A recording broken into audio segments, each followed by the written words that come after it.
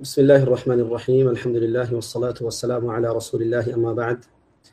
সম্মানিত ভাই বোনেরা, অত্যন্ত গুরুত্বপূর্ণ একটি দিন, গুরুত্বপূর্ণ একটি মাস আমাদের অত্যন্ত সমাগত, খুবই কাছে। হয়তো আজকে বলতে আজকের রাত থেকেই বিশ্বের অনেক জায়গাতে সিয়াম পালন শুরু হতে পারে, রমজান মাসের শুরু হতে পারে যদি আজকে চাঁদ ওঠে, অন্যথায় কালকে। তার মানে সময় খুবই সমাগত। প্রয়োজন ছিল এই আমাদের আজকের যে মজলিসটা, সেটা হয়তো আরো আগে হলে আরো বেশি ভালো হতো। তাহলে আমরা আরো আগে থেকে মানসিকভাবে এবং পারিপার্শ্বিকভাবে প্রস্তুতির একটা সুযোগ পেতাম। তবু আশা করি আপনারা যার যার মতো করে সেই প্রস্তুতি নিয়েছেন। তো আজকের আলোচনা মূলত হচ্ছে আপনাদের জানা বিষয়গুলোই আপনাদেরকে আবার মনে করিয়ে দেওয়া। কারণ আল্লাহ সুবহানাহু ওয়া তাআলা বলেছেন, ওয়াযাক্কির ফাইন্নায যিকরা তানফাউল মুমিনিন। মুমিনদের জন্য উপদেশ বা স্মরণ করিয়ে দেওয়া উপকার করে। ওই উপকারের বিবেচনায় আমরা পরস্পরকে এই বিষয়গুলো স্মরণ করে দিচ্ছি। প্রথমে আমি আমাকে, তারপর আপনাদেরকে আজকের কথাগুলো বলবো ইবনিল্লাহ। আল্লাহ তাআলা আমাদেরকে আজকের দার্স থেকে উত্তম কিছু শেখার এবং সেগুলো বাস্তবায়ন করার তৌফিক দান করুন, আমিন। সম্মানিত উপস্থিতি, যে মাসটি আপনাদের সামনে আসতেছে এটি খুবই একটা সামান্য একটা দিন, ছোট্ট একটা সময়। মাস শুরু হলে দেখবেন কোন ফাঁকে মাসটা শেষ হয়ে গেছে বুঝতে পারবেন না, এতটা দ্রুত যায় সময়, এতটা দ্রুত প্রবাহিত হয়। এজন্য যে কোনো জিনিসের একটা ছোট্ট সুযোগ মনে করে, বড় কোনো একটা সাফল্যের জন্য ছোট্ট একটা সুযোগ মনে করে এই মাসের প্রত্যেকটা মুহূর্তকে কাজে লাগানোর চেষ্টা করতে হবে। আপনার সামনে যখন বিরাট বড় একটা সাফল্যের জন্য ছোট্ট সামান্য একটা সুযোগ তৈরি হয়, তখন এই সামান্য সুযোগটাকে আপনি যেভাবে কাজে লাগাতে চেষ্টা করেন, এই রমাদান মাসকে আপনাকে সেইভাবে কাজে লাগানোর চেষ্টা করতে হবে। কেননা আপনার জীবনে যে প্রত্যেকটা বছর আপনি পার করতেছেন, প্রত্যেকটা বছরের মধ্যে 12 মাস, 12 মাসের মধ্যে মাত্র একটা মাস রমাদান। মানে আপনার জীবনের যদি আপনার যত জীবন বাঁচবেন তার 12 ভাগের 1 ভাগ মাত্র এই সময়টা, 12 ভাগের 1 ভাগ। তার মানে যদি অন্যান্য সময়গুলো আপনার কাছে খুব দ্রুত যাচ্ছে মনে হয়, তাহলে এই সময়টা তার চেয়েও বেশি দ্রুত চলে যাবে। এজন্য দরকার হচ্ছে শাবান মাসের শুরু থেকে বা তারও আগে থেকে রমাদানের প্রস্তুতি গ্রহণ করা। আল্লাহ নবী সাল্লাল্লাহু আলাইহি ওয়াসাল্লাম রমাদান মাসের আগে শাবান মাসে এত পরিমাণে সিয়াম পালন করতেন, যেরকম সিয়াম তিনি রমাদান মাস ছাড়া অন্য কোনো মাসে এত বেশি সিয়াম তিনি পালন করতেন না। এর কারণ কি? এর অন্যতম একটি বড় কারণ হচ্ছে, যেহেতু রমজান মাসের মূল কাজ সিয়াম পালন করা, সেই ক্ষেত্রে তিনি নিজেকে প্রস্তুত করতেন সিয়াম যেন তার জন্য সহজ হয়ে যায়, সিয়াম পালন যেন তার জন্য সহজ হয়ে যায়। এবং তিনি অনেক বেশি আল্লাহ তাআলার আনুগত্যের কাজগুলো করতেন, যাতে করে রমজান মাসে কোনো একটা বিষয় তার নিকট অস্বাভাবিক বা কঠিন মনে না হয়। এটি হচ্ছে নবী মুহাম্মদ রাসূলুল্লাহ সাল্লাল্লাহু আলাইহি ওয়াসাল্লাম, যিনি সবচেয়ে পরহেজগার, সবচেয়ে তাকওয়াবান, সবচেয়ে আমলদার, আল্লাহ তাআলা সম্বন্ধে সবচেয়ে জানা ব্যক্তির এই অবস্থা। তো আমাদের মতো যারা মিসকিন, দুআফা, দুর্বল, তাদের কেমন প্রস্তুতি নেওয়া দরকার ছিল। এজন্য যারা আগে থেকে প্রস্তুতি নিতে পেরেছেন বা ইতিমধ্যে নিয়েছেন আলহামদুলিল্লাহ, তাদের জন্য দেখবেন রমজান মাস অত্যন্ত সহজ হয়ে যাবে। আর যারা আমরা এখন প্রস্তুতি নিতে পারিনি, তাদের জন্য এখন আল্লাহর উপর তাওয়াক্কুল করে, আল্লাহ তাআলার নিকট ইস্তিআনা করে আমাদেরকে রমাদানের সময়গুলোকে কাজে লাগানোর চেষ্টা করতে হবে। তো আমি আপনাদেরকে আজকে 2টা নসিহত করবো ইনশাআল্লাহ, বাস 2টা নসিহত। একটা নসিহতের অধীনে বেশ অনেকগুলো পয়েন্ট থাকবে, আর একটা নসিহত থাকবে মৌলিক। একজন ব্যক্তি রমাদান যখন তার সামনে আসে, প্রথমত 2টা নসিহত করার আগে বলতে চাই, আল্লাহ নবী সাল্লাল্লাহু আলাইহি ওয়াসাল্লাম যখন রমাদান মাস আসতো, তখন তিনি তার সাহাবাদেরকে সুসংবাদ দিতেন রমাদানের। তখন তিনি বলতেন, কাদ আযাল্লাকুম শাহরু রমাদান, অথবা কাদ আযাল্লাকুম শাহরুন কারীম, যে তোমাদের নিকট একটি অত্যন্ত সম্মানিত মাস এসেছে। অর্থাৎ আনাস রাদিয়াল্লাহু আনহু বলেন যে এটা ছিল নবী সাল্লাল্লাহু আলাইহি ওয়াসাল্লাম তাদেরকে সুসংবাদ দেওয়ার একটা ভাষা, যে তিনি এভাবে মানুষদেরকে সুসংবাদ দিতেন। এবং রমাদান মাস আসলে সাহাবায়ে কেরামের মানে উৎফুল্লতা বেড়ে যেত। কেননা এই রমজান মাসের মাধ্যমে, রমাদানের মাধ্যমে তারা মূলত আল্লাহ সুবহানাহু ওয়া তাআলার অধিক নৈকট্য হাসিল করতে পারতেন, যা অন্য কোনো মাসে, অন্য কোনো সময় এত বেশি পরিমাণে সম্ভব নয়। এজন্য প্রথমত আপনাকে দারুণ পরিমাণে খুশি হতে হবে যে আল্লাহ সুবহানাহু ওয়া তাআলা আপনাকে রমাদান পর্যন্ত পৌঁছে দিয়েছেন। আপনার আশপাশে এরকম অনেক মানুষ ছিল যারা আপনাকে চিনতো বা আপনি তাদেরকে চিনতেন, গত রমজানে তারা ছিল, আজকে তারা নাই। হয়তোবা এই রমজান এখনো শুরু হওয়ার আগে মানে হয়তো আপনি থাকবেন না। যদি আপনি থাকেন তাহলে যেন পরিপূর্ণভাবে সময়টাকে কাজে লাগাতে পারে, সেরকম মানসিক প্রস্তুতি এখন থেকে আমাদের দরকার। তো যেই দুইটা বিষয় নিয়ে আমি কথা বলতে চাই, একজন ব্যক্তি মুমিন সে রমাদানের প্রস্তুতি নিবে দুইভাবে সে রমাদানের প্রস্তুতি নিবে। এক নাম্বার প্রস্তুতি, সে শক্ত নিয়ত করবে যে আমি এই রমজানকে পরিপূর্ণভাবে কাজে লাগাবো। আমি বলেছিলাম যে আপনারা একটু নোট করবেন খাতা কলম নিয়ে, আশা করি আপনারা এগুলো নোট করে রাখবেন যে আমি যেই কথাগুলো বলতেছি। প্রথম কাজ হচ্ছে আপনার যে আপনাকে শক্ত নিয়ত করতে হবে যে এই রমাদান এটা হবে আমার জীবনের সেরা রমাদান, মানে আমার গত জীবনের সেরা রমাদান, এবং ভবিষ্যতে হয়তো এর চেয়ে ভালো রমাদান ইনশাল্লাহ আপনি কাটাবেন। কিন্তু নিয়ত করতে হবে আপনাকে যে এই রমাদান হবে আমার বিগত জীবনের সেরা রমাদান, এবং আমি বিগত জীবনে রমাদান মাসকে যতভাবে কাজে লাগিয়েছি এই রমাদান হবে একটা বিশেষ মাস যেখানে আমি আরো অনেক বেশি ভালো কাজ করব এবং অনেক বেশি মানে আল্লাহ তাআলার আনুগত্য আমি এই মাসে বা এইবার জমা করব। এরকম একটা শক্ত নিয়ত প্রত্যেকজন ব্যক্তির থাকা দরকার। কেননা মুমিন ব্যক্তির নিয়ত অনেক নুসুসে আসছে, অনেক ইয়াতে আসছে যে নিয়াতুল মুমিনি আবলাগু মিন আমালিহি, নিয়াতুল মুমিন আবলাগু মিন আমালিহি। মুমিন ব্যক্তির নিয়ত তার কাজের চেয়েও বেশি মূল্যবান, তার কাজের চেয়েও বেশি ফলদায়ক। আপনি একজন ব্যক্তি কতটুকুই বা কাজ করতে পারবেন, একজন ব্যক্তির পক্ষে কতটুকুই বা কাজ করা সম্ভব। মানুষ সীমিত শক্তির অধিকারী, মানুষের শক্তি সীমিত, তার সামর্থ্য সীমিত, তার তার মানে মন্দ কাজ থেকে বাঁচার যে যে তার ক্যাপাবিলিটি সেটাও সীমিত, ভালো কাজ করার শক্তি সীমিত। সুতরাং একজন ব্যক্তি কতটুকুই বা আমল করতে পারবে, মানে তার পক্ষে খুব বেশি করা সম্ভব নয়, যতটুকু আল্লাহ তাআলার সন্তুষ্টির জন্য দরকার হবে। কিন্তু একজন ব্যক্তি নিয়ত অনেক বড় নিয়ত সে করতে পারে। এই জন্য মনে রাখতে হবে আপনি যতটুকু আমল করবেন আল্লাহ তাআলা আপনাকে তৌফিক যতটুকু দিবেন ততটুকু করবেন, কিন্তু নিয়ত রাখবেন যে আমি পরিপূর্ণভাবে এই মাসটাকে কাজে লাগাবো। কেননা নিয়াতু অথবা নিয়াতুল মুমিনি আবলাগু মিন আমালি। ইমাম আহমদ রাহিমাহুল্লাহ যখন তার সন্তান তাকে বললেন আপনি আমাকে আউসিনি, আপনি আমাকে নসিহত করেন, তখন তিনি বললেন ইয়া বুনাইয়া ইন উইল খাইর, হে আমার সন্তান প্রিয় বৎস, তুমি কল্যাণের নিয়ত করো, ভালো কাজের নিয়ত করো। ফা ইন্নাকা লা তাজালু বিখাইরিন মা নাওয়াইতাল খাইর। কেননা তুমি যতক্ষণ পর্যন্ত খাইরের নিয়তের মধ্যে থাকবে ততক্ষণ তুমি খাইরের মধ্যেই থাকবে। আল্লাহু আকবার। উলামায়ে কেরাম এই কথার ব্যাখ্যা করেন যে একজন দয়ালু পিতার, একজন বিজ্ঞ পিতার পক্ষ থেকে সন্তানের প্রতি এর চেয়ে ভালো নসিহত আর হতে পারে না। কেননা এই কথার মাধ্যমে তিনি মূলত দুনিয়া এবং আখিরাতের সমস্ত কল্যাণ উদ্দেশ্য করেছেন। আপনি নিয়ত, কোন ভালো কাজের নিয়ত আপনি করতে পারবেন না এমন অনেক কাজ আছে আপনি বাস্তবে করতে সক্ষম নন। এখন যাকাত দিতে আপনি সক্ষম নন, হয়তো অনেকে হজ করতে সক্ষম নন, কিন্তু নিয়ত করেন যে হে আল্লাহ আমি আপনার পথে হজ করতে চাই, আপনার জন্য আমি হজ করতে চাই, হে আল্লাহ আপনার জন্য আমি জিহাদ করতে চাই, হে আল্লাহ আপনার জন্য আমি যাকাত দিতে চাই। আল্লাহ তাআলা যদি জীবনে কোনোদিন আপনি এই কাজগুলো করার তৌফিক না পান, তবুও আল্লাহ তাআলা আপনাকে এই কাজগুলোর সওয়াব দান করবেন। কেন আপনি নিয়ত করেছিলেন। নিয়ত করা আপনার দায়িত্ব, সামর্থ্য দেওয়া আল্লাহ তাআলার দায়িত্ব। আল্লাহ তাআলা যদি আপনাকে সামর্থ্য না দেন আপনি করতে পারবেন না। লা ইউকাল্লিফুল্লাহু নাফসান ইল্লা উসআহা। যদি আপনার সামর্থ্য না থাকে আপনার উপর আল্লাহ তাআলা সেটা চাপাই দিবেন না। তবে নিয়ত করাটা আপনার জন্য একটা বিরাট বড় একটা কাজ। এজন্য সাহাবা আজমাইন রাদিয়াল্লাহু আনহুম তারা সবসময় ভালো নিয়ত করতেন, এবং সালফে সালেহিন তারা ভালো নিয়তের কমতি রাখতেন না। উলামায়ে কেরাম বলেন প্রত্যেকটা কাজের জন্য আপনি একাধিক নিয়ত রাখেন। আপনি একটা ভালো মানে যে কোনো একটা কাজ আপনি করবেন, এই কাজটা একটা পারপাসে আপনি করতেছেন, শুধুমাত্র ওই পারপাসটাতেই এই কাজের নিয়তের সঙ্গে সম্পৃক্ত রাখবেন না, বরং আপনি আরো 10টা 100টা নিয়ত করেন যে আমি এই কাজটা করতেছি এই কারণে এই কারণে এই কারণে এই কারণে, হাজারটা আপনি নিয়ত করেন। কেননা প্রত্যেকটা নিয়তের বদৌলতে আপনার সব আছে ইনশাআল্লাহ। এই জন্য শক্ত জাজিম একটা নিয়ত থাকতে হবে যে বিইজনিল্লাহ এই রমজান হবে আমার জীবনের সেরা রমজান, অথবা বিগত জীবনের কমসে কম সেরা রমজান হবে এই রমজান। এরকম একটা শক্ত নিয়ত করেন, বিইজনিল্লাহ আল্লাহ তাআলা আপনাকে তৌফিক দিবেন। কেননা ব্যক্তি যখন সে আল্লাহ তাআলার নিকট কায়মনোবাক্যে চায় এবং সে যখন কোনো কিছু পরিপূর্ণ খালেস নিয়তে একটা জিনিস করতে চায় আল্লাহ তাআলা তাকে তৌফিক দান করেন। ঠিক আছে, তাহলে প্রথম শিক্ষা হচ্ছে এটা, নোট করছেন আশা করি, যে নিয়ত করবে, এখন থেকে নিয়ত করবেন এই রমজান হবে আপনার জীবনের সেরা রমজান।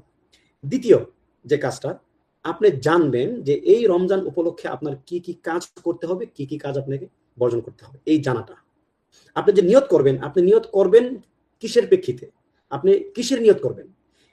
প্রথম হচ্ছে আপনি নিয়ত করবেন, দ্বিতীয় হচ্ছে আপনি কিসের নিয়ত করতেছেন, এইগুলো আপনি পয়েন্ট টু পয়েন্ট মানে আপনার মাথার মধ্যে থাকবে যে আমি এটা নিয়ত করলাম, এটার নিয়ত করলাম, এটার নিয়ত করলাম। এরকম ভাবে আপনাকে 10টা 20টা 30টা 50টা কাজ আপনাকে নিয়ত করতে হবে। আমাদের যেহেতু সময় কম, আমরা এখানে হয়তো 10-12টা বিষয় নিয়ে আপনাদেরকে বলতে চাই, আপনারা সেগুলো ইনশাল্লাহ নোট করে রাখবেন যে আপনার এই রমজান উপলক্ষে আপনার কি কি করণীয় বর্জনীয়।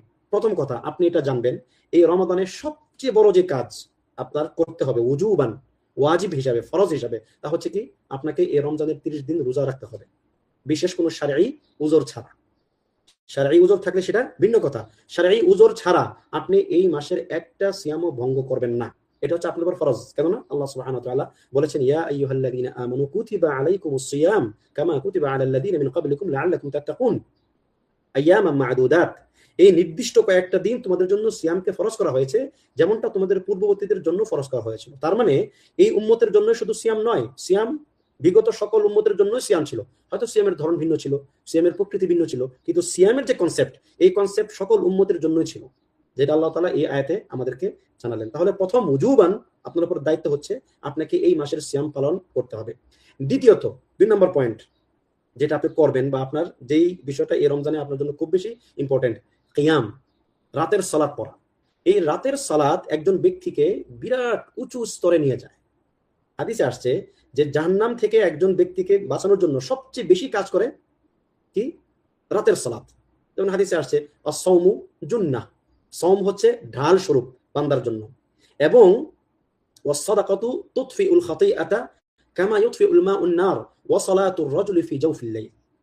নবী সাল্লাল্লাহু আলাইহি ওয়াসাল্লাম বলতেছেন যে ব্যক্তির গুনাহগুলোকে সাদাকা এমন ভাবে মিটিয়ে দেয় যেমন আগুনকে পানি মিটিয়ে দেয়, এবং তার গুনাহগুলোকে মিটিয়ে দেয় আরেকটা কাজ, তা হচ্ছে কি একজন ব্যক্তি জাওফিল লাইল, রাতের গভীরে সে সালাত পড়বে। এটি একজন ব্যক্তিকে বিরাট বড় একটা উঁচু স্থানে নিয়ে যায়, তার গুনাহগুলোকে মিটিয়ে দেয়। তারপর নবী সাল্লাল্লাহু আলাইহি ওয়াসাল্লাম আয়াত তেলাওয়াত করলেন, তাতাজাফা জুনুবুহুম আনিল মাদাজি ইয়াদউনা রাব্বাহুম খাওফা ওয়া তামাআ হাত্তা বালাগা ইয়ামালুন। এই কয়েকটা আয়াত তিনি বললেন যে তারা মানে রাতের দীর্ঘ একটা সময় তারা আল্লাহ তাআলার জন্য দাঁড়িয়ে কাটিয়ে দেয়, কিয়াম করে। কিয়াম মানে হচ্ছে আপনি দাঁড়িয়ে থাকবেন, বেশি করে বেশি বেশি করে কিয়াম করবেন। হাদিসে আসছে মান কামা রমাদান ঈমানান ওয়া ইহতিসাবান গুফিরা লাহু মা তাকদ্দামা মিন যামবিহি। যে ব্যক্তি রমজান মাসে কিয়াম করবে দুইটা শর্তের ভিত্তিতে, দুইটা কাজের মানে দুইটা অবস্থার প্রেক্ষিতে, একটা হচ্ছে কি সে ঈমান আনা থাকবে, তার ঈমান থাকবে, এবং ইহতিসাব করবে, আল্লাহ তাআলার নিকট সে সওয়াব কামনা করবে। ঈমান হচ্ছে দুইটা জিনিস, সে বিশ্বাস করবে যে এটা আল্লাহ তাআলার পক্ষ থেকে মাশরুউ এবং এটা করলে আল্লাহ তাআলা আমাকে সওয়াব দিবেন। এই দুইটা জিনিস যদি কোনো ব্যক্তি ইস্তিহদার সহকারে কিয়ামুল লাইল করে, আল্লাহ নবী সাল্লাল্লাহু আলাইহি ওয়াসাল্লাম তার ব্যাপারে বলছেন কি, গুফিরা লাহু মা তাকদ্দামা মিন যামবি, পিছনের জীবনের যত গুনাহ আপনি করেছেন সকল গুনাহগুলো আল্লাহ তাআলা আপনাকে ক্ষমা করে দিবেন। সুবহানাল্লাহ। সুতরাং এই রমজান হতে হবে আপনার কিয়ামের রমাদান। যত লম্বা পারেন দাঁড়িয়ে থাকবেন। একই আপনার একটা সূরা মুখস্থ আছে, আপনি 1000 বার পড়েন এক সূরা। আপনি শুধুমাত্র কুল হুয়াল্লাহ ছাড়া আর কোনো সূরা পারেন না, কোনো সমস্যা নাই, এই কুল হুয়াল্লাহ সূরা আপনি 1000 বার পড়েন, কিন্তু আপনি দাঁড়িয়ে থাকেন। আল্লাহ নবী সাল্লাল্লাহু আলাইহি ওয়াসাল্লাম রাতের সালাতে যখন তিনি দাঁড়িয়ে থাকতেন তার পা ফুলে যেত। আল্লাহ তাআলা তাকে জীবনের সকল গুনাহ ক্ষমা করে দিয়েছেন, লিয়াগফির লাকা আল্লাহু মা তাকদ্দামা মিন যামবিকা ওয়া মা তাআখার। এরপরও তার এমন মুজাহাদা ছিল, যখন সাহাবারা বলতেন এবং তার স্ত্রীগণ বলতেন, তখন তিনি বলতেন আফালা আকুনা আবদান শাকুরা, আমি কি আল্লাহর শাকুর বান্দা হব না? যিনি শুকর আদায় করার জন্য এত লম্বা কিয়াম করতে পারেন, আমাদের নাজাতের জন্য কি আমাদের আরো বেশি করা উচিত না? আল্লাহুল মুস্তাআন।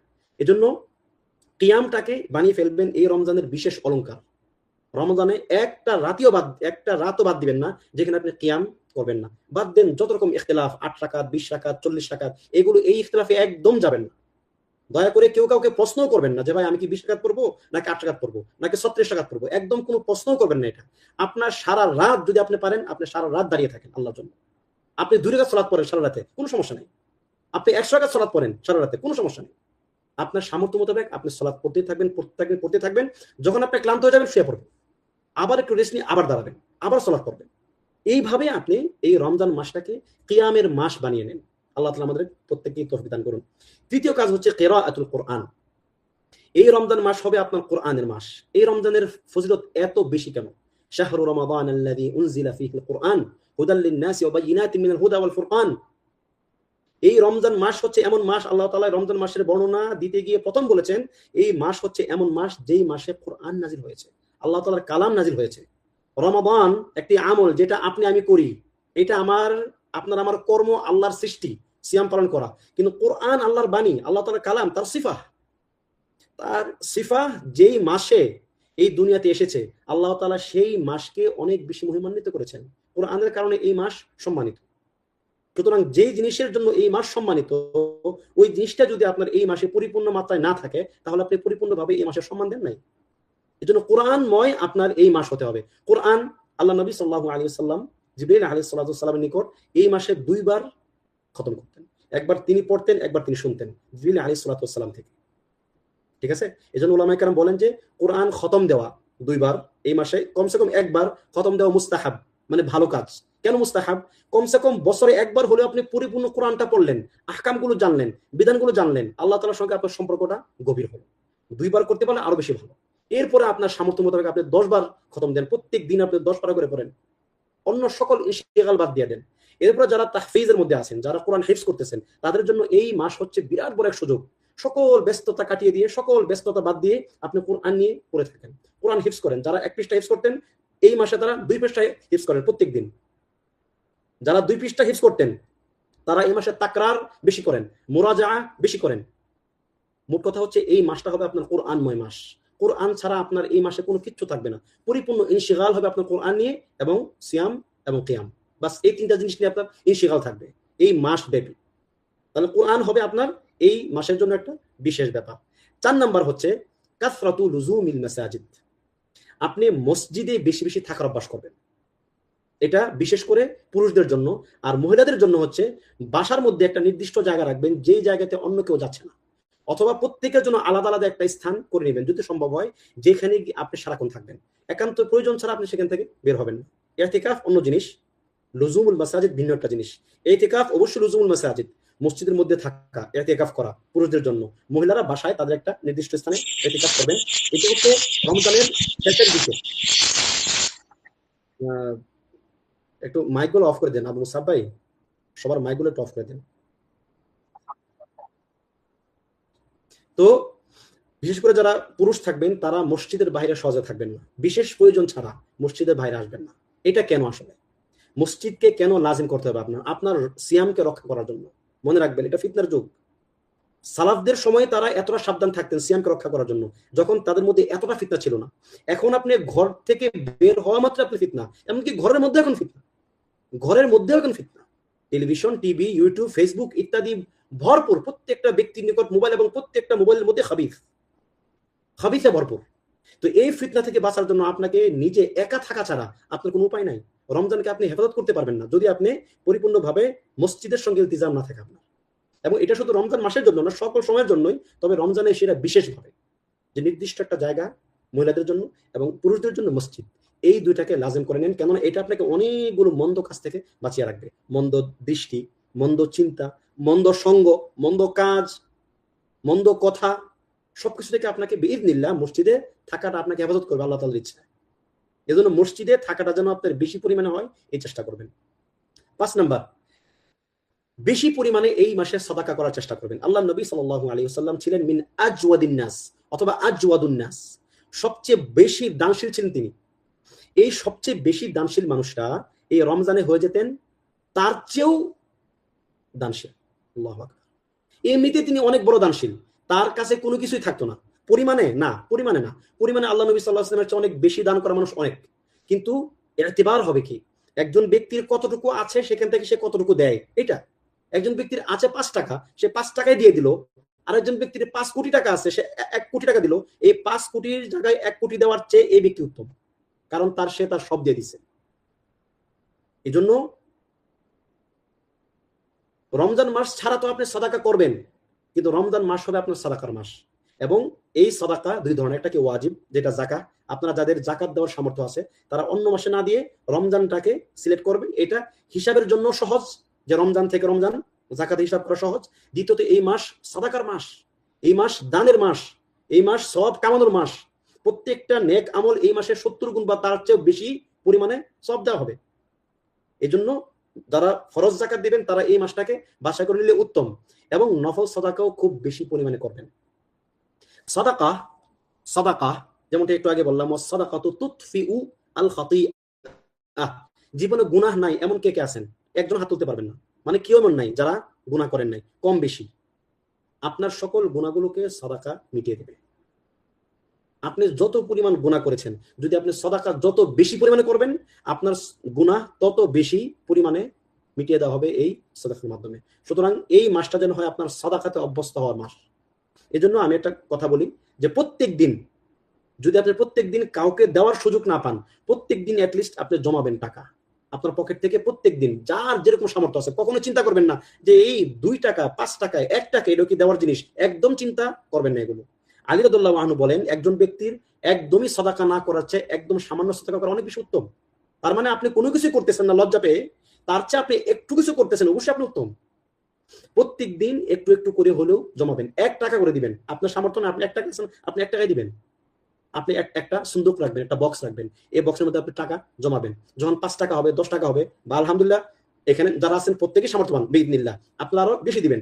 যখন একটা অ্যামাউন্ট হবে সেটা আপনি কাউকে নিয়ে দিয়ে দিবেন। আর যাদের সামর্থ্য বেশি আছে, প্রত্যেক দিন আত্মীয়, গরিব আত্মীয়, মিসকিন, ফোকারা তাদেরকে দান করবেন। মানুষদেরকে একটু গিয়ে খোঁজ খবর রাখবেন যে কার কিরকম চাহিদা আছে। আপনার সমাজে এরকম অনেক মানুষ আছে যে মানুষগুলো আপনাকে বলতে পারে না চাহিদার কথা, কারণ তাদের লজ্জা লাগে। আপনি একজন মুমিন হিসেবে আপনার দায়িত্ব তাদেরকে খুঁজে খুঁজে বের করা যে কার কি চাহিদা আছে। কেননা আল্লাহ সুবহানাহু ওয়া তাআলা আপনার চাহিদাগুলো পূরণ করেন, আপনি অন্যের চাহিদাগুলো পূরণ করা আপনার ফরজ দায়িত্ব। এগুলো যদি আপনার কাছাকাছি থাকে, বিশেষ করে সাদাকাগুলো আপনারা যারা করবেন, খাতগুলো যেগুলো একটু উঁচু মানের খাত, মানে যেগুলো উম্মতের এখন বেশি পরিমাণে প্রয়োজন। এখন উম্মতের অনেক প্রয়োজনগ্রস্ত খাত আছে অনেক। আমি সেই খাতগুলোর বিস্তারিত আলোচনা এখন না গেলাম। মানে খুব বেশি জরুরতের খাত আছে। রমজান মাসে এরকম অনেক মানুষ আছে যাদেরকে 3000 টাকা দিলে একটা ফ্যামিলি কমসে কম তাদের ইফতারটা একটু ভালো মতো হয়ে যায়, তাদের সুহুরে তার মানে অল্প একটু ভালো খেতে পারে। তো এরকম ফ্যামিলিগুলোকে খুঁজে খুঁজে বের করবেন। মাজলুম, নির্যাতিত অনেক ফ্যামিলি আছে মুসলমানদের মধ্যে, তাদেরকে খুঁজে খুঁজে বের করবেন, বের করে করে তাদেরকে সাদাকা করবেন।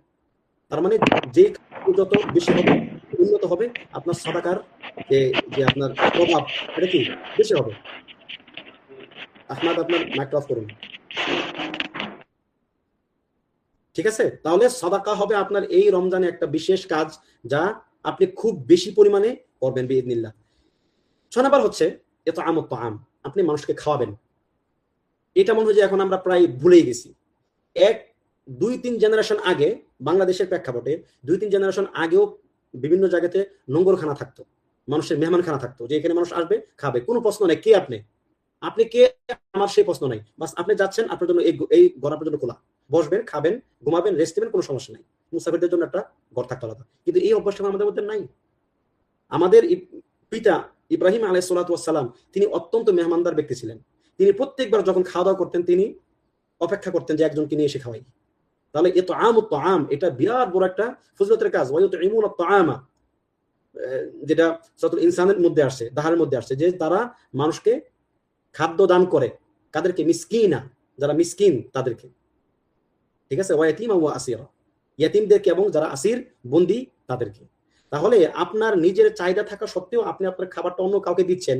অথবা এখন তো আলহামদুলিল্লাহ এমন কেউ নাই, খুব খুব রেয়ার যে মানুষের নিজের চাহিদাটাই সে পূরণ করতে পারতেছে না, বরং প্রত্যেকেরই, প্রায় এখানে যারা আছেন ইনশাআল্লাহ প্রত্যেকেরই নিজের চাহিদা আগামী 1 বছর পূরণ হয়ে যাবে, এরকম চাহিদা থাকার পরেও আরো অতিরিক্ত সম্পদ আপনার কাছে আছে। তার মানে এখন আর মানে অতটা বিপদে আপনি পড়বেন না যতটা বিপদে সাহাবায়ে কেরাম পড়তেন। ওয়া ইউসিরুনা আলা আনফুসিহিম ওয়ালাউ কানা বিহিম খাসাসা।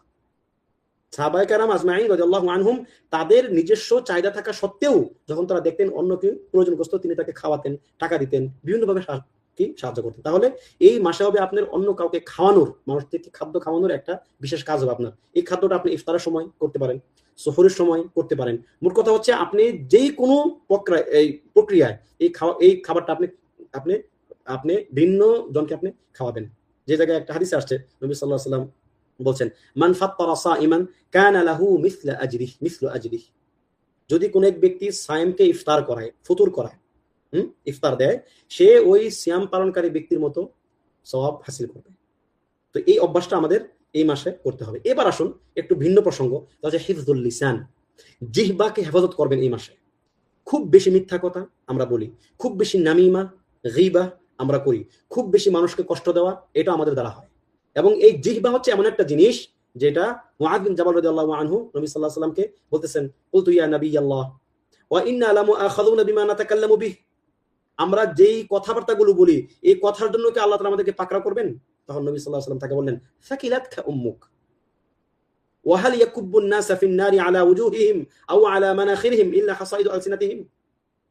যে জাহান্নামে মানুষদেরকে তাদের এই যে মুখে তারা যেটা বলে, তাদের মুখের কামাই ছাড়া অন্য কিছু থেকে তাদেরকে এত পরিমাণে জাহান্নামে নিবে।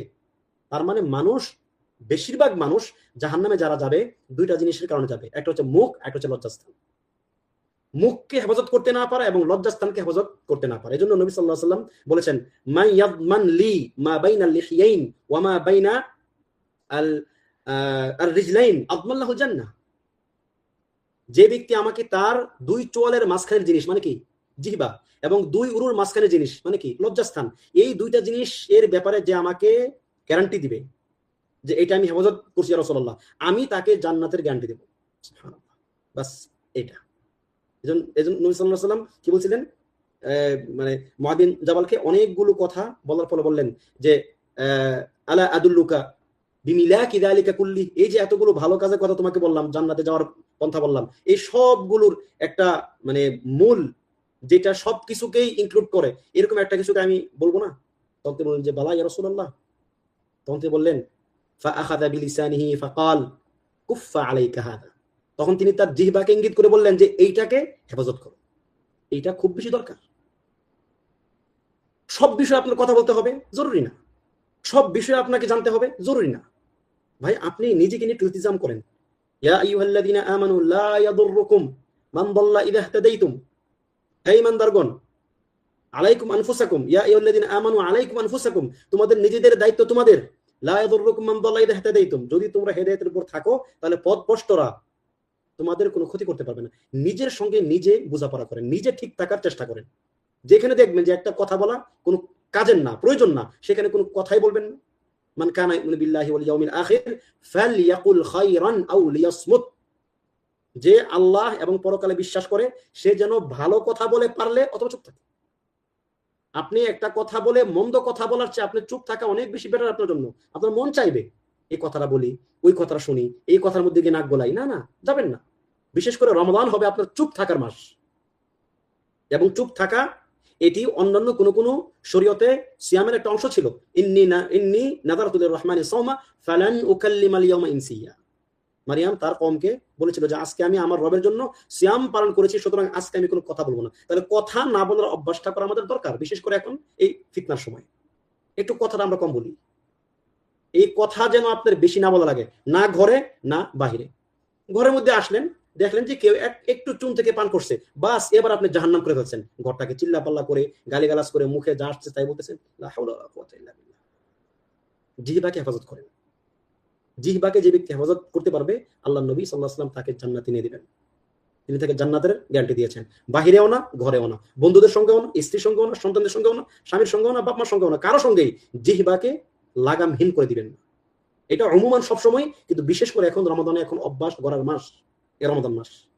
আমসিক আলাইকা লিসানাক, জিহ্বাকে ধরে রাখেন, আটকান, ও যেন অতিরিক্ত কথা না বলতে পারে। আল্লাহ আমাদেরকে তৌফিক দান করুন, এবং এটাকে বেশি বেশি জিকির দ্বারা এটাকে ভিজা রাখেন, সিক্ত রাখেন। এটা আপনার জন্য নাজাতের কারণ হবে ইনশাআল্লাহ। এরপরে হচ্ছে ইস্তিগফার এবং কাসরাতুদ দুআ। এই মাস হবে আপনার আল্লাহ তাআলার নিকট থেকে কোনো কিছু চেয়ে নেওয়ার মাস, আল্লাহ তাআলার পক্ষ থেকে ক্ষমা নেওয়ার মাস। আল্লাহ নবী সাল্লাল্লাহু আলাইহি ওয়াসাল্লাম একদিন মিম্বারে উঠতেছেন, ওঠার সময় তাকে তিনি বলতেছেন আমিন আমিন আমিন 3 বার। সাহাবায়ে কেরাম বললেন, ইয়া রাসূলুল্লাহ আপনি আমিন বললেন, আপনি তো কোনো কিছু শুনলাম না। তখন তিনি বললেন, জিবরিল আলাইহিস সালাতু ওয়াস সালাম দোয়া করতেছিলেন, আমি যখন মিম্বারে উঠতেছিলাম তখন তিনি দোয়া করতেছিলেন, মান আদরাকা রমাদানা ফালাম ইউগফার লাহু ফাআবআদাহু আল্লাহ। যে রমজান মাস পেল কিন্তু তাকে ক্ষমা করা হয়নি। খেয়াল করেন, রমজান মাস পেল কিন্তু তাকে ক্ষমা করা হয়নি, ফাআবআদাহু আল্লাহ, আল্লাহ তাআলা তাকে দূরে নিয়ে যান। মানে কি, আল্লাহ তাআলা তাকে তার রহমত থেকে দূরে ঠেলে দেন, তারপর লানত বর্ষিত হোক, এই টাইপের একটা শব্দ আর কি। ফাআবআদাহু আল্লাহ মানে সে ধ্বংস হোক ইত্যাদি। তখন তিনি কি বললেন, আমিন। মানে রমাদান মাস হচ্ছে এমন একটা মাস যেই মাসে আপনি ক্ষমা পাবেন, এটা হচ্ছে বেসিক, এটা হচ্ছে ডিফল্ট, বাই ডিফল্ট এটা হচ্ছে নীতি, মূলনীতি। যদি ক্ষমা না পান ভাববেন আপনি মূলনীতির খেলাফ কাজ আপনি করে ফেলেছেন। কেন কেন এটা এতটা ইম্পর্টেন্ট? রমাদান মাস এমন একটা মাস যেখানে ক্ষমা পাওয়ার অসংখ্য অহরহ মাধ্যম আছে। একটা মাধ্যম হারিয়ে গেছে, আরেকটা আছে, আরেকটা হারিয়ে গেছে, আরেকটা আছে। যেমন হাদিসে আসছে, মান সামা রমাদানা ঈমানান ওয়া ইহতিসাবান গুফিরা লাহু মা তাকাদ্দামা মিন যামবি। যে ব্যক্তি এই মাসে সিয়াম পালন করবে ইহতিসাব সহকারে, ঈমান সহকারে, আল্লাহ তার সকল গুনাহ ক্ষমা করে দিবেন। একটা মাধ্যম, কোনো কারণে আপনি পারলেন না, আপনি সিয়াম পালন করতে পারলেন না, অসুস্থ হয়ে গেলেন, মান কামা রমাদানা ঈমানান ওয়া ইহতিসাবান গুফিরা লাহু মা তাকাদ্দামা মিন যামবি। কিয়াম করেন, রাতে সালাত পড়েন, এটাও আপনাকে সারা মানে জীবনের সকল গুনাহ আপনার ক্ষমা হয়ে যাবে। আপনি ওইটাও পারলেন না, প্রত্যেক দিন আপনি পারলেন না, আলসেমি করলেন বা মানে শয়তান তো নাই, নিজস্ব দুর্বলতার কারণে হোক আপনি সেটাও পারলেন না, আপনার জন্য একটা রাত আছে, মান কামা লাইলাতুল কদরি ঈমানান ওয়া ইহতিসাবান গুফিরা লাহু মা তাকাদ্দামা মিন যামবি। একটা রাত আপনি জাগেন, যেই রাতে যদি কেউ জাগে ইবাদত করে আল্লাহ তাআলার জন্য, আল্লাহ তাকে জীবনের সমস্ত গুনাহ ক্ষমা করে দিবেন। একটা রাত আপনি ওইটাও পারলেন না, খের, ওইটা আপনি পান নাই, দুর্ভাগা হয়তো হয়ে গেছেন আর কি। আল্লাহ তাআলা আমাদেরকে হেফাজত করুন। পুরো রমজানের মধ্যে একটা মুহূর্ত আছে ব্যক্তির দাওয়াতুল মুস্তাজাবা আছে, যে সে দোয়া করলে আল্লাহ তাআলা তার ডাকে অবশ্যই সাড়া দিবেন। আপনি একবার দোয়া করেন, আল্লাহ তাআলা, হে আল্লাহ আপনাকে ক্ষমা করে দেন, আল্লাহ আপনাকে ক্ষমা করে দিবেন। মানে এটা হচ্ছে ইস্তিগফারের মাস, এটা হচ্ছে আল্লাহ তাআলার পক্ষ থেকে ক্ষমা নেওয়ার মাস। এত পরিমাণে ক্ষমা, শুধু কি ক্ষমা, শুধু কি তিনি আপনাকে ক্ষমার জন্য রেডি করতেছেন, না না না, বরং আপনার যেন এই কাজগুলো করতে বাধার সম্মুখীন না হন, এজন্য হাদিসে আসছে যে এই মাসে শয়তানকে বন্দী করে রাখা হয়, সুফিরাতিশ শায়াতিন, শয়তানদের কিভাবে বন্দী করে রাখা হয় যেন সে আপনাকে ডিস্টার্ব করতে না পারে। শুধু তাই নাই, এই রাত মানে এই মাসের প্রত্যেক রাতে ওয়ালিল্লাহি উতাকা ফি কুল্লি লাইলা, এই মাসের প্রত্যেক রাতে আল্লাহ সুবহানাহু ওয়া তাআলা অনেক মানুষকে জাহান্নাম থেকে মুক্তি দেন। তার মানে এটা হচ্ছে এমন একটা মাস, একদম দুর্ভাগা কোনো ব্যক্তি ছাড়া এই মাসে ক্ষমা পাবে না এমন কোনো ব্যক্তি নেই। এজন্য আসছে কি, যে মান আদরাকা রমাদান ফালাম ইউগফার লাহু ফাআবআদাহু আল্লাহ। ক্ষমা পাওয়ার মাধ্যম হচ্ছে এটা। দেখলেন না আপনি, যে ইয়া আইয়ুহাল্লাযীনা আমানু কুতিবা আলাইকুমুস সিয়ামু কামা কুতিবা আলাল লাযীনা মিন ক্বাবলিকুম লাআল্লাকুম তাত্তাকুন। এই পৃষ্ঠার সবটা দেখেন, 1 2 3টা আয়াত, সবটা কি রমাদানের আয়াত। শেষ আয়াতটা কি এই পৃষ্ঠার নিচে, ওয়া ইযা সাআলাকা ইবাদি আন্নী ফাইন্নী করিব উজিবু দাওয়াতাদ দাঈ ইযা দাআন ফালিস্তাজিবু লি ওয়া লিউমিনু বি লাআল্লাহুম ইয়ারশুদুন। এরপরের আয়াত কি, উহিল্লা লাকুম লাইলাতুস সিয়ামি রাফাতু ইলা নিসাইকুম হুন্না লিবাসুল লাকুম আনতুম লিবাসুল লাহুন। এক পৃষ্ঠা পুরা রমজান সংক্রান্ত আয়াত, সিয়াম। এরপরের পৃষ্ঠা সবটাই সিয়াম সংক্রান্ত আয়াত, মাঝখানে একটা আয়াত, ওয়া ইযা সাআলাকা ইবাদি আন্নী ফাইন্নী করিব। যদি বা যখন আমার কোনো বান্দা তোমাকে জিজ্ঞেস করে আমার ব্যাপারে, আমি তার খুব কাছাকাছি, ফাইন্নী করিব উজিবু দাওয়াতাদ দাঈ ইযা দাআন। সে আমাকে যেই মুহূর্তে ডাকবে আমি তার ডাকে সাড়া দেব। ফালিস্তাজিবু লি ফালিউমিনু বি কি ফালিস্তাজিবু লি ওয়া লিউমিনু বি লাআল্লাহুম ইয়ারশুদুন। সুতরাং তারা আমার ডাকে সাড়া দেবে। তাহলে এই 2 পৃষ্ঠা রমজানের আলোচনা, মাঝখানে দোয়ার আয়াত কেন আসলো? মানে হচ্ছে রমজান মাস হচ্ছে দোয়ার মাস, রমজান মাস হচ্ছে ইস্তিগফারের মাস, রমজান মাস হচ্ছে আল্লাহ তাআলার নিকট থেকে চেয়ে নেওয়ার মাস। আপনার এমন কোনো চাহিদা নাই এই জীবনে যা আপনি রমজান মাসে আল্লাহ তাআলার কাছ থেকে চেয়ে নিতে পারবেন না, এবং আল্লাহ তাআলা খুব ক্লোজ থেকে আপনার ডাক তিনি শুনবেন, খুব কাছে থেকে তিনি আপনার জন্য সারা দেওয়ার জন্য অপেক্ষা করবেন। এজন্য আল্লাহ তাআলাকে অপেক্ষা রাখবেন না। আল্লাহ তাআলা বলেছেন, ওয়া ইযা সাআলাকা ইবাদি আন্নী ফাইন্নী করিব। আল্লাহ খুব কাছাকাছি আছেন এখন তিনি। আপনি তার কাছ থেকে যা ইচ্ছা, কল্যাণমূলক যত যা কিছু আপনি চাইতে পারেন চেয়ে নেন, কার্পণ্য করবেন না। আমার রব, আপনার রব এমন রব যিনি না চাইলে বিরক্ত হন বান্দার উপরে। যদি কোনো বান্দা না চায়, আল্লাহ খুব বিরক্ত হন, যে চাচ্ছে না কেন। বিপরীতে মাখলুক চাইলে সে বিরক্ত হয়। আপনার খুব প্রিয় মানুষ, আপনার বাবা, আপনার মা, চান দেখেন কয়দিন চাইতে পারেন? আপনার স্বামী, আপনার স্ত্রী, আপনার সন্তান দেখেন কয়দিন চাইতে পারেন? 1 দিন, 2 দিন, 3 দিন, 5 দিন, বিরক্ত হয়ে যাবে তারা একসময়। তারা একসময় আপনার চেহারা দেখতে চাইবে না, কেন? আপনি তো চান এই জন্য। আর আল্লাহ সুবহানাহু ওয়া তাআলা অত্যন্ত খুশি হন আপনি যখন চান। সুতরাং ইস্তিগফার ইস্তিগফার ইস্তিগফার একদম লাজিম করে নেন। হাদিসে আসছে, যে ব্যক্তি মাল লাজিম আল ইস্তিগফার, যে ব্যক্তি ইস্তিগফারকে লাজিম করে নেবে, আল্লাহ তাআলা তার জন্য সকল কুরবা, সকল দিক, সকল হারাজ, সকল দিক থেকে তার মুক্তির ব্যবস্থা করে দিবেন।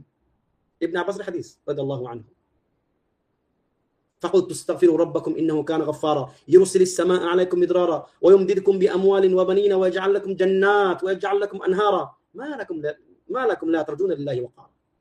ইস্তিগফার করলে বৃষ্টি বর্ষণ হবে, সন্তান পাবেন, সম্পদ পাবেন, জীবনের সমস্ত সমস্যা মিটবে ইস্তিগফারের মাধ্যমে।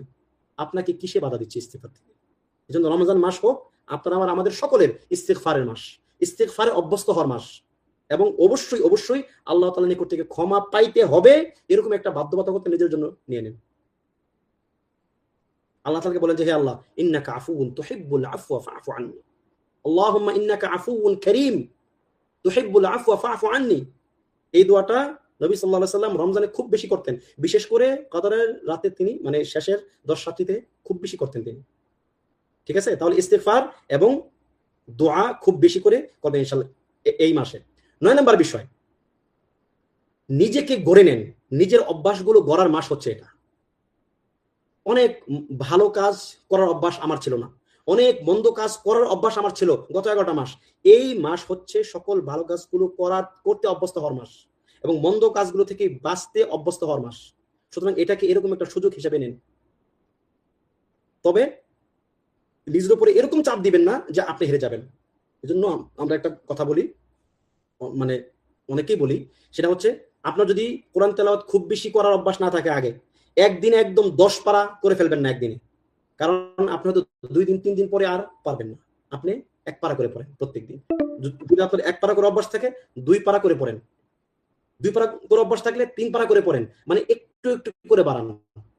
রাতের সালাত একদম পড়ার অভ্যাস ছিল না, একটু করেন, মানে 4 রাকাত পড়েন, 6 রাকাত পড়েন, 8 রাকাত পড়েন, আস্তে আস্তে বাড়ান, যেন শেষ 10-এ গিয়ে আপনার পরিপূর্ণ নাশাত আপনার মধ্যে থাকে। এবং যতগুলো মন্দ অভ্যাস আপনার ছিল, এই সকল মন্দ অভ্যাসগুলো এই মাসে ছাড়ার একটা চূড়ান্ত সুযোগ গ্রহণ করেন। মন্দ অভ্যাস কার নাই? প্রত্যেকের আছে। বেশি কথা বলা, মন্দ কথা বলা, নামিমা করা, গিবা করা, অন্যের ক্ষতি করা, মিথ্যা কথা বলা, হারাম নজর। এখন তো মোবাইল আছে সবার হাতে হাতে, হারাম নজর করা খুবই সহজ, শুধু চাইলেই হয়, যে এখন আমি শুধু চাইলাম বাস হয়ে যাবে, এটা এরকম একটা ব্যাপার সেটা। এই জন্য এইগুলো থেকে বাঁচার জন্য একটা অভ্যস্ততার দরকার। একজন ব্যক্তি নিজের মধ্যে একটা আজম থাকা দরকার যে আমি এগুলো থেকে বাঁচতে চাই, আমি এ থেকে মুক্তি চাই।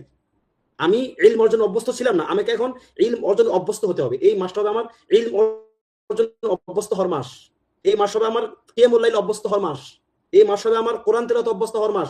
প্রত্যেক দিন একটা উইরদ 1 পারা করে হলেও আমার একদিনও মিস যাবে না সারা জীবন, এরকম একটা অভ্যাস করার মাস হচ্ছে এটা।